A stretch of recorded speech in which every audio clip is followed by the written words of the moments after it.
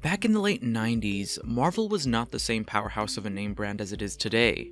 The MCU was not a thing back then. All we had were the Blade movies and the widely anticipated X-Men and Spider-Man movies with the turn of the 21st century. With that came a lot less expectations from the general public, and so characters were free to look as bright and colorful as they wanted to. We would get a plethora of merchandise on the shopping shelves. You had clothes, toys, backpacks, lunch pails. The Hulk was one of me and my girlfriend's favorite character growing up. This doctor trying to do good but got into some freak accident, and now as a result, he can turn into a huge rampaging monster, made something that's normally interpreted as scary into something heroic and cool. That transition from the 90s to the early 2000s was the true peak era of the Hulk. He was on t-shirts, underwear, stickers. He even had a whole roller coaster ride dedicated to him at Universal Studios. I know this dude gets paid to do this, so this is his job to do so, but there was something big and green in the air during this time. Just look at how passionate he is in describing this ride as a metaphor for the Hulk's character. We've taken those ideas of raw energy, raging emotion, and intense power, and turned it into a very visceral, dynamic ride experience. These popsicles and ice cream were so beloved that they are currently selling this empty box of it on eBay for 30 whole doubloons. $30 for an empty box. A box of scraps! You know, from the picture, that's actually pretty impressive how well the box looks after 23 years. Good job on that, Bob. Real question, those of you that had these kinds of popsicles, did you actually like the gumballs they had on the ice cream? Personally, I always thought they got in the way of me eating my ice cream. I did not understand why they couldn't just be edible pieces of candy. On top of that, they usually made the unwrapping process so much funnier. Half the time the character would just come out utterly deformed with their eyeball on their forehead or their chin. I got you one of those f***ed up Sonic the Hedgehog. I, of course, could not make this video without bringing up the craze of the Hulk hands. Hulk hands with real Hulk sounds. Is there a Hulk in you? That's fantastic. Originally released as a promo tie-in with Ang Lee's 2003 Hulk film, equipped with full sound effects and green bulging veins and everything, these comically large boxing gloves gave you the same feeling as being that towering monster smashing Lego-sized buildings in your bedroom floor. I think a piece of the finger was chewed off by one of my younger cousins on the pair I had. I remember mine had like a light green discoloration compared to the darker green outside. Needless to say, you were practically given the excuse to beat the daylights out of your brother and sister to quote-unquote test if it works. Amongst my vast array of Hulk inventory was this green and purple headset. When I was doing research for this video and all the merch that came out during this time period, I unlocked new memories just looking at this thing. I had no recollection for what purpose these headsets served, but apparently it was a walkie-talkie and allowed you to see in the dark. Night Vision Communicator is an insane name for this. Whoever came up with this name hopefully got a bonus. It looks so goofy, but the name goes so hard. Night Vision Communicator. Bars. Fire. Some of my earliest memories in life are from around this age when I owned this thing, but I'm being honest when I say I do not know if this actually functioned as a walkie-talkie or seeing through in the darkness. All I remember doing with this was pretending I was Bruce Banner in the beginning of the movie about to be gamma bombed. There were also these bad boys that came out during this era. Growing up, I never really knew what these things were called, but I just saw one floating around on social media the other day, and I came to find out these were called style guides. Style guides were art books given out to companies for merchandising purposes for the films and TV shows the material was based on. It included promotional art, packaging labels, and yes, character arts. I think the style guide for the 2003 Hulk movie really captured the essence of the movie and its art. You had shots of him isolated and enraged, there's some scary looking poses he's hidden behind a wall.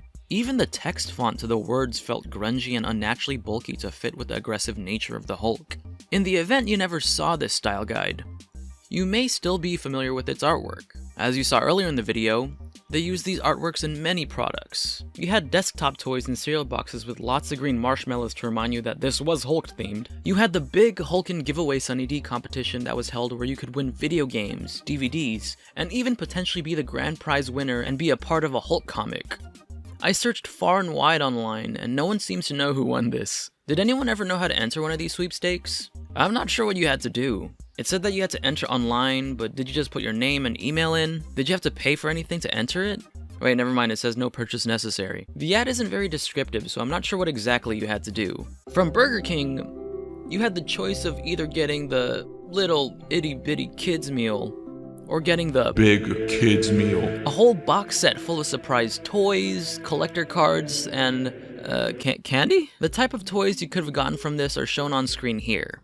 Not gonna lie, huge fan of this creepy one. They were promoting their Hulk burger on top of this, which looks like it was just an ordinary burger with guacamole. If you loved Burger King and you loved guacamole, this was right up your alley. I think I still have the Hulk bed sheet somewhere in my closet. Yep, here it is. Not much to say about these. They were slept on.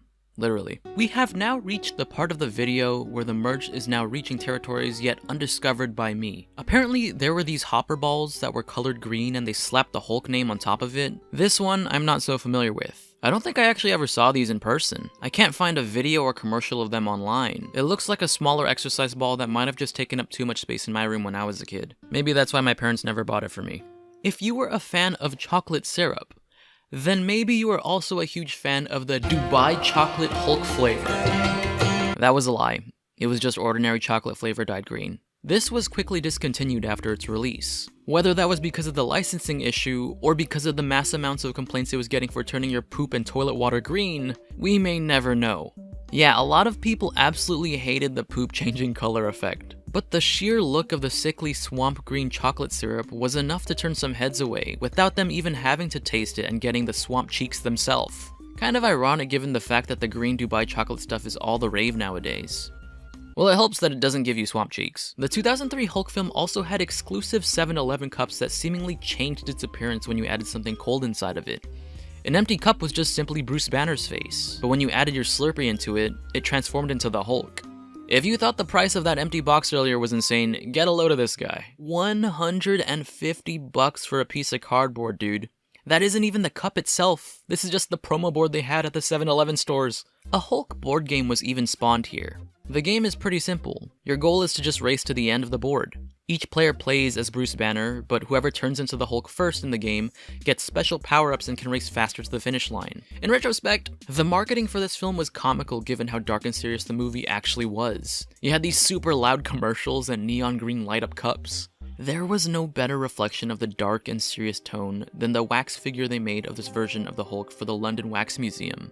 You can see him feeling super claustrophobic and the gravity pulling on his arms. His traps almost swallow his entire neck. It's as if he's reaching out to the tourists for help as he's getting consumed by his own body. There was also the tie-in game for the movie, developed by Radical Entertainment, which I remember I was too scared to play as a kid, so I just watched my older brother play the game, which in itself felt like a whole movie watching experience. Shortly after, the most beloved game for the character also developed by Radical Entertainment, Hulk Ultimate Destruction, came out, acting as a sort of spiritual successor to the 2003 tie-in game, and doing away with the controversial Bruce Banner missions. Ultimate Destruction gave the player the freedom in this open world arena to truly feel like the Hulk while improving upon the mechanics from the first game.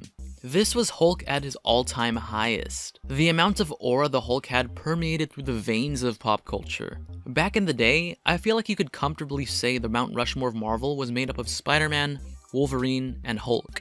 And then the fourth person was interchangeable. Most people said Captain America though. You can fight me in the comments about that. But now, it's just Spider-Man on there, with the other three being super interchangeable thanks to the success of the many Marvel movies and TV shows out there.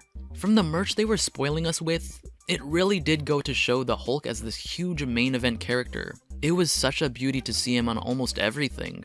They don't make stuff like that anymore for him.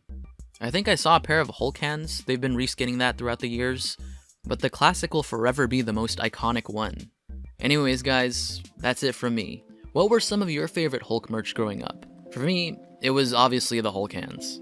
Let me know down in the comments section below. And for more of my videos, just click right here.